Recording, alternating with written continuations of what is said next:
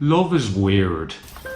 It makes people irrational, removes objectivity, makes people do some pretty dumb stuff.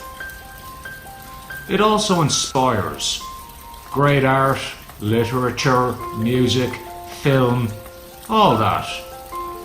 It also inspires people to be better, to try harder, to not intentionally be a dick. In this instance, it inspires a man to make a YouTube video dedicated to one of the great loves of his life. Yeah, so you might be wondering why I'm making a sappy video about a 14-year-old Toyota Camry. And I'm as perplexed as you are, I really am. But as much as it's possible to love 1.4 tons of bland mid-sized sedan, I love this car. I bought it 2.5 years ago in Alice Springs, off a middle-aged woman who had owned it from new. When I asked to see the service history, she went to a bookshelf and produced a file containing all the receipts. I decided I was buying it at that moment before I had even test driven it. It had 109,000 kilometers on the clock. She wanted $6 grand for it.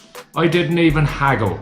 I transferred the cash on the spot, knowing that it wouldn't take her long to sell it. Best $6 grand I ever spent. I had a CB radio and a roo spotting light bar put on her to get her ready for the Outback.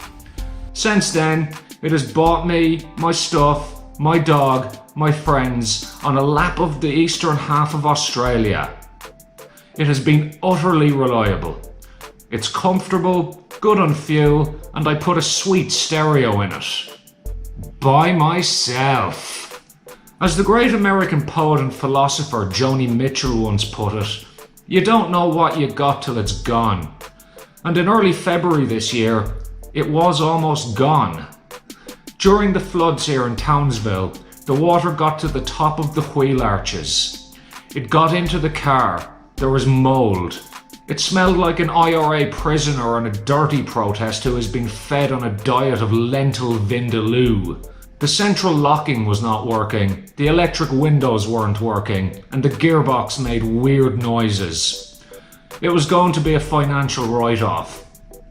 So with a heavy heart, I called my insurance company. And then, the proverbial miracle. My useless insurance company took 10 days to get back to me. In that time, the car was sitting out in the sun. Everything dried out. I started the car, the windows worked, the locks worked, and the gearbox was absolutely fine. It survived. Well, except for this one. This one's still a bit screwy. Yeah, didn't like that. And here it is today, running like new. It's been named Jesus ever since then, because it died and came back to life a few days later. And Jesus, do I love that little car. Good luck.